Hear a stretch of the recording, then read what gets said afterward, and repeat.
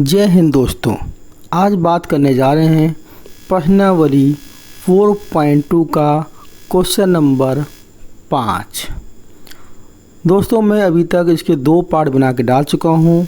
ये part number 3 है हमारा। चलिए चलते हैं क्वेश्चन नंबर 5 की तरफ। एक समकोण त्रिभुज की ऊंचाई उसके आधार से 7 सेंटीमीटर कम है। यदि कर्ण 13 सेंटीमीटर का हो तो अन्य 2 भुजाएं ज्ञात कीजिए। मतलब आपको भुजाएं निकालनी हैं। तो सबसे पहले काम आप कहेंगे कि आपको पहले समकोण त्रिभुज के बारे में जानकारी हो। जिसको पता है उसके लिए अच्छी बात है, जिसको नहीं पता है मैं बताता हूँ। आज के बाद आप जान जाएंगे समकोण त्रिभुज क्या होता है। समकोण त्रिभुज का मतलब होता है कि एक 3 भुजाओं का वाला त्रिभुज होगा और उस पे एक कोण क्या होगा, समकोण होगा। ये कोण क्या है, समकोण है। और समकोण की सामने की जो भुजा होती है वो हमेशा कर्ण होती है। वो हमेशा क्या होती है, कर्ण होती है। अब आपसे पूछा जाएगा कि बताइए इसमें कौन सा आधार है और कौन सा लंब है। तो बहुत लोग कहते हैं ये लंब है, बहुत लोग क्या कहते हैं ये लंब है और ये है आधार। ये क्या है, आधार। बट ऐसा बेटा होता नहीं। आखिर कौन सा लंब होता है, कौन सा आधार, पहले इसको समझते हैं। जो कोण दिया गया है, मान लीजिए आपको ये कोण दिया है, तो ये कोण के सामने की भुजा कौन सी है, ये वो लंब होगी। वो क्या होगी, लंब होगी। अब जो बच गई, ये बच गई, तो ये बेटा क्या हो जाएगी, आधार। ये क्या हो जाएगी, आधार। बात समझ में आ रही। आप कह रहोगे तो अलग क्या है, अलग है बेटा। देखिए ज़रा ये समझिए, यही त्रिभुज मैंने इधर बनाया, ये समकोण है। तो आप कहेंगे सामने की भुजा क्या हो गई, इसकी सामने की भुजा हो गई है कर्ण। बट अब कोण इसको दे दिया। अगर ये कोण दिया है तो अब ये लंब है बेटा। इसके सामने की भुजा कम, जो कोण देगा उसके सामने की भुजा क्या है, लंब है। जो कोण देगा उसके सामने की भुजा क्या है, लंब है। और समकोण वाले के सामने की भुजा क्या है, कर्ण। अब ये बच गई, अब ये बच गई तो ये है आधार। ये क्या है बेटा, ये है आपका आधार। समझ में आ रहा। कोई त्रिभुज ऐसे भी बना के दे सकता है। मान लीजिए हमने ये त्रिभुज बना दिया है, ये त्रिभुज लीजिए, और मैं कह रहा है इस त्रिभुज में ये समकोण है, तो समकोण की सामने की भुजा कौन सी होगी, ये होगी। तो ये आप कहेंगे क्या है, कर्ण है। अगर मान लीजिए आपको ये थीटा दे दिया जाए तो आप कहेंगे इसके सामने की भुजा ये लंब है, और ये बेटा क्या है, ये बची है वो आपकी आधार है। वो क्या है, आपकी आधार है। बात समझ में आ रही होगी। बट अगर क्वेश्चन में आपको दिया है केवल एक ये त्रिभुज है और ये समकोण है, तो समकोण की भुजा ये क्या है, कर्ण। ये क्या है, कर्ण है। अब आपको एंगल नहीं दिया है कि थीटा कौन सा है, तो आपकी मर्जी है, आप किसी को भी मान लो। आप इसको एंगल थीटा लेंगे तो आपका ये लंब बन जाएगा। अगर ये एंगल थीटा लेंगे तो आपका ये लंब बन जाएगा। ठीक है। और कहेंगे कि कोई दिक्कत आएगी क्वेश्चन में, कोई दिक्कत नहीं आएगी, दोनों से आंसर वही आएगा। इतनी बात अगर आपको समझ में आ गई होगी कि लंब कर्ण आधार, अब तो पहचान लोगे, अब तो गलत नहीं होगा। फिर इसमें क्या बनता है, एक फॉर्मूला बन जाता है। वो फॉर्मूला क्या बनता है, वो फॉर्मूला बन जाता है कर्ण का स्क्वायर। कर्ण का मतलब जो बड़ी भुजा। समकोण की सबसे बड़ी भुजा कौन होती है, कर्ण होती है। याद रखिए समकोण की सबसे बड़ी भुजा क्या होती है, कर्ण होती है। तो कर्ण का स्क्वायर बराबर लंब का स्क्वायर, जो लंब है आपका वो, प्लस आधार का स्क्वायर, और जो आपका आधार दिया है वो। तो ये एक समकोण त्रिभुज की क्या होती है, फॉर्मूला होता है। समझ रहे हो। इसी को हम लोग बोलते हैं, बहुत जगह आपने पढ़ा होगा, इसका नाम दे दिया जाता है। क्या नाम दिया जाता है, पाइथागोरस प्रमेय। पाइथागोरस प्रमेय। बात समझ आ रही है। इसी को हम बोलते हैं पाइथागोरस प्रमेय। ठीक है, कोई दिक्कत यहाँ तक समझ में आ गया होगा। अब हम चलते हैं अपने सवाल की तरफ, जिसमें हम आपको बताते हैं कैसे लगाया जाएगा। ठीक है, तो यहाँ तक तो कोई दिक्कत मेरे ख्याल से नहीं हो रही होगी। ठीक है, चलते हैं अब अपने सवाल की तरफ। तो देखते हैं सवाल क्या है बेटा। कह रहा है एक समकोण त्रिभुज की ऊंचाई उसके आधार से 7 सेंटीमीटर कम है। तो आप एक समकोण त्रिभुज बना लीजिए, कोई दिक्कत नहीं है, जो भी आपको बना लेते हैं इस तरह का मान लेते हैं, बना लिया हमने। ये समकोण है, तो समकोण के सामने भुजा ये कर्ण, और कर्ण आपको दी गई है 13 सेंटीमीटर। कर्ण कितनी दी गई है? 13 सेंटीमीटर। कह रहा समकोण त्रिभुज की ऊंचाई में अब ये ऊंचाई है, आपको अगर ये ऊंचाई को ही हम क्या बोल सकते हैं? लंब।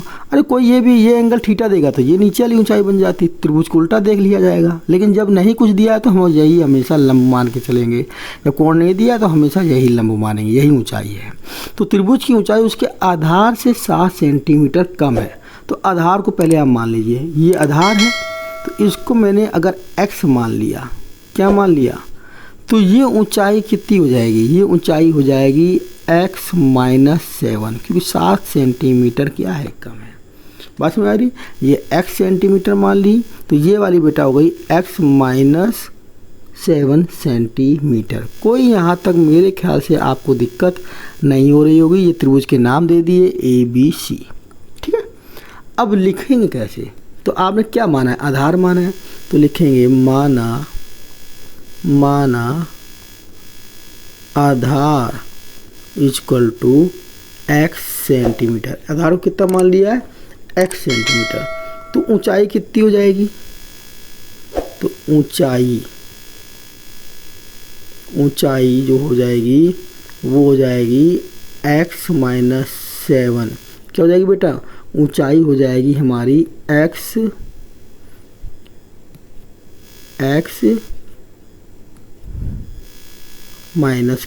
7 सेंटीमीटर। और कर्ण तो आपको दिया ही था, कर्ण कितना दिया गया है? कर्ण दिया गया है 13 सेंटीमीटर। यहाँ तो कोई दिक्कत।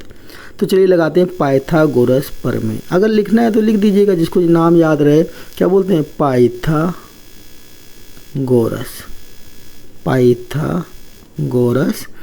प्रमेय।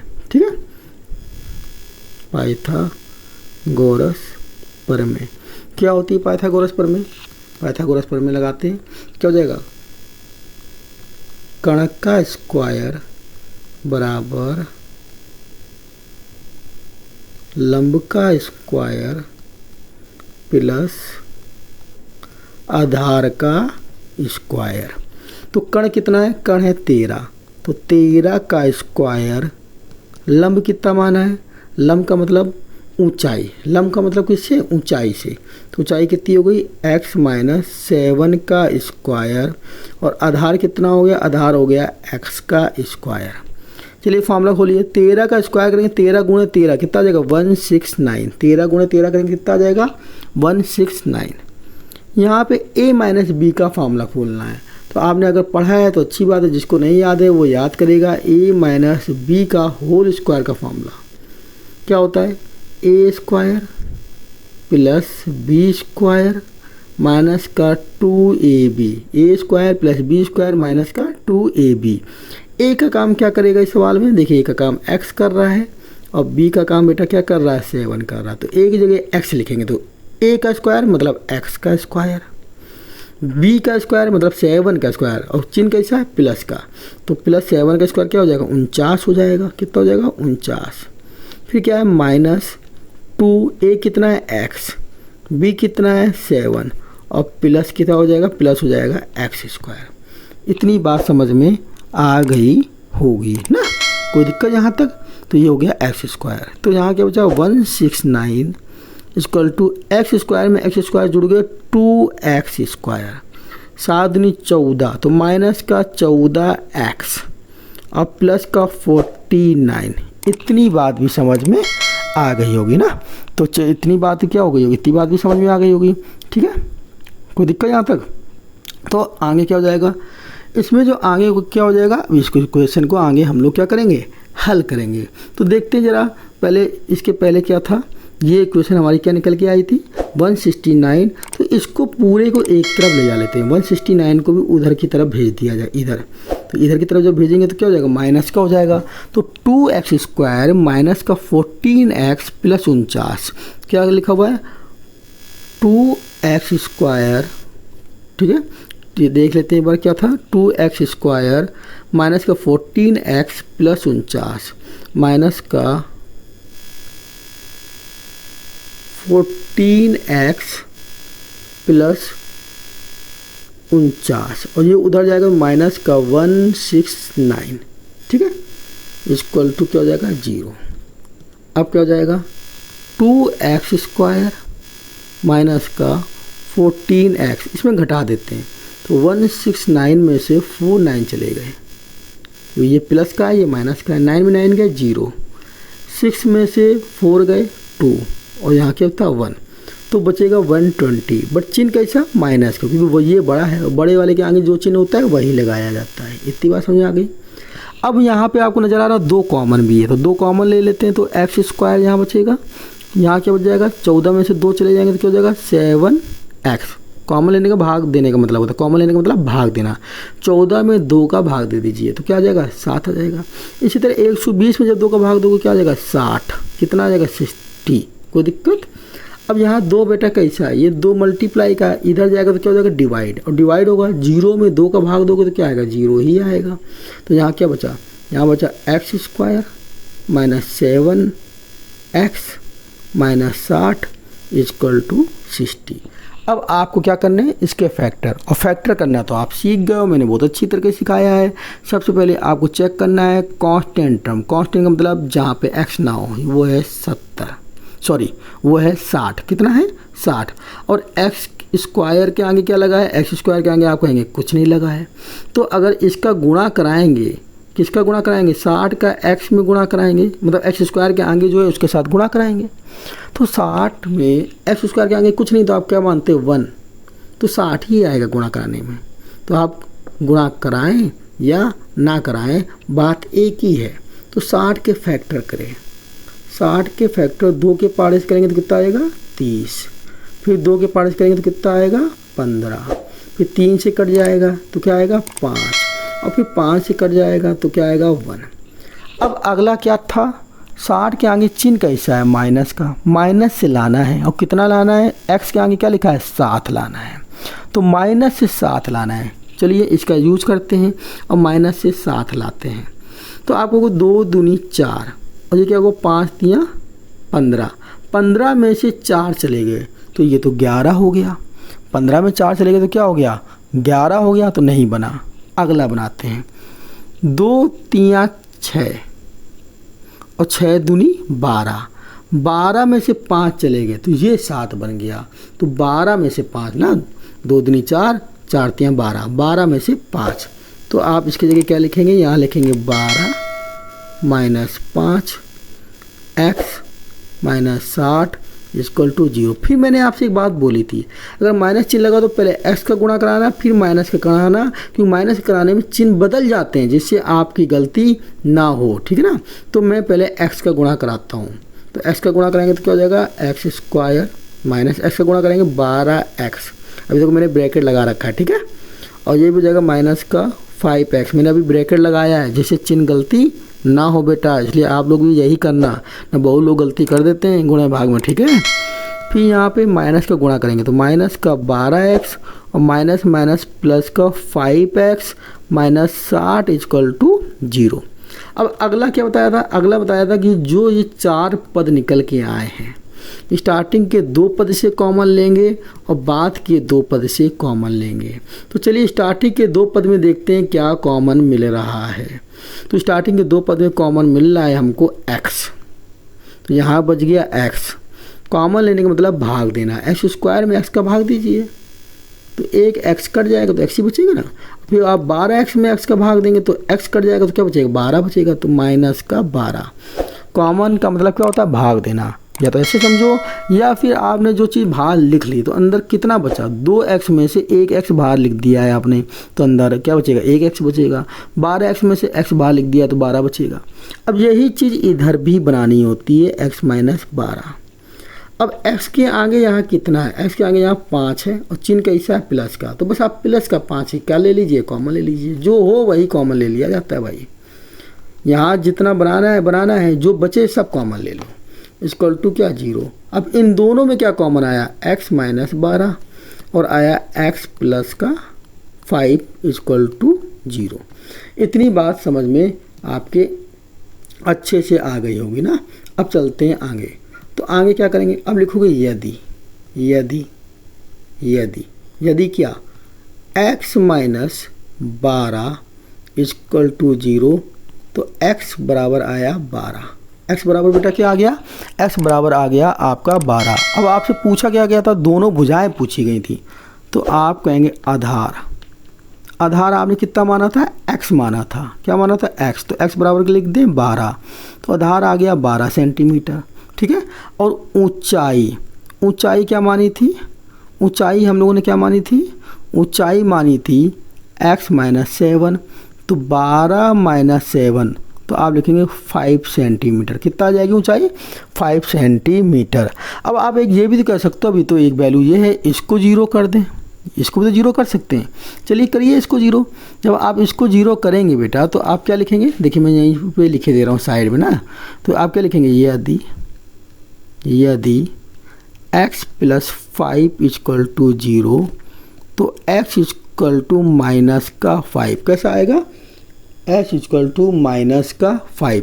फिर आप लिखेंगे x not equal to minus 5, x not equal to minus 5, मतलब हम x की वैल्यू, या ऐसे लिखो, ये वैल्यू यहीं पे लिख देना है। अगर आपको ये नहीं लिखना है जो हमने लिखा है x not equal to minus 5, तो आप ये मत लिखिए, कोई दिक्कत नहीं है, ठीक है, ये ना लिखिए। चलिए ये आया, अब यहाँ पे नीचे लिखिए, क्या लिखेंगे आप यहाँ पे नीचे लिखेंगे x का, लिख लेना, मैं बता दे रहा हूँ, x का मान कैसा आया है, ऋणात्मक आया है, अतः ये वैल्यू नहीं ली जाएगी, क्योंकि त्रिभुज की भुजाएं कभी भी माइनस नहीं हो सकती या ऋणात्मक नहीं हो सकती, इसलिए ये मान नहीं लिया जाएगा।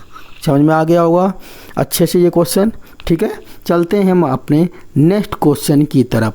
नेक्स्ट क्वेश्चन क्या है, जो नेक्स्ट क्वेश्चन है वो ये है बेटा, बड़ा सा क्वेश्चन लिखा हुआ है, लास्ट क्वेश्चन है इस प्रश्नावली का, अब बड़ा सा क्वेश्चन है, डरना नहीं है, डर के आगे ही तो जीत है, डूब पीते जाइए और डर के आगे जीत है ना, कहते ना डरना नहीं। तो क्वेश्चन क्या है, एक कुटीर उद्योग एक दिन में कुछ बर्तनों का निर्माण करता है।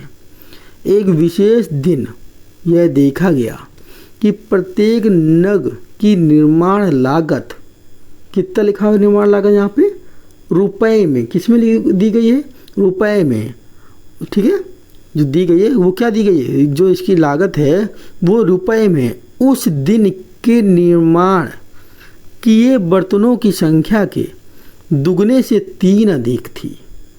यदि उस दिन की कुल निर्माण लागत 90 रुपये थी, तो निर्मित बर्तनों की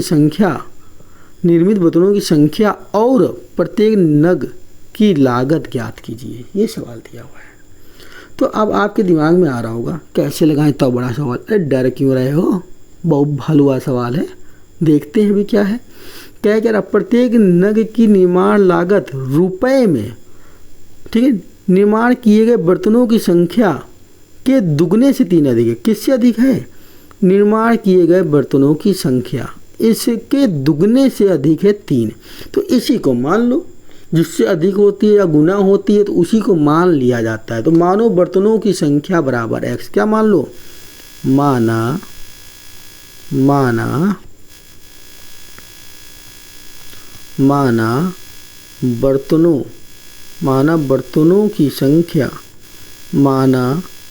बर्तनों की संख्या बराबर x। फिर क्या अधिक था, अधिक है एक नग की लागत, तो एक नग की लागत वो कितना कह रहा, इसका दुगना, तो दुगना कर दो, और दुगने से 3 अधिक, तो दुगने से क्या कर दिया बेटा, 3 अधिक कर दिया। अब कह रहा उस दिन कुल लागत कितनी खर्च हुई है हमारी, कह रहा उस दिन इसकी लागत खर्च हुई है कुल कितनी 90 रुपये। अब ये कैसे आएगा? अच्छा एक चीज़ पहले मैं आपसे पूछूंगा, आप समझाएंगे। मान लीजिए एक पेन 5 रुपये का है, एक पेन 5 रुपये का है और आपने 6 पेन बनाए हैं, तो कुल कितने रुपए खर्च हुए? आप कहोगे एक पेन 5 रुपये का 6 बनाए तो 6 पंचे 30 रुपये हमारे खर्च हो गए। कितने रुपए खर्च हो गए? 30 रुपये। तो वही देखिए लागत मूल्य 90 दिया है। जैसे हमारा कोई हम ऐसे बोलेंगे एक पेन 5 रुपये का 6 पेन बनाया तो आपको 30 पेन खर्च हुए। कैसे निकाला? दोनों का गुणा कर दिया।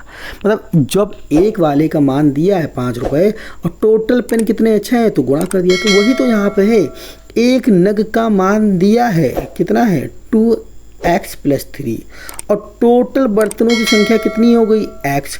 तो टोटल पैसा कितना लगा? एक बनाने में इतना लगता है और टोटल बर्तन इतने हैं, तो कुल पैसा कितना लगेगा? आप इसमें क्या कर दीजिए, गुणा कर दीजिए, जैसे इसका गुणा किया है। बात समझ आ रही? तो कहेंगे प्रश्नानुसार। क्या करेंगे?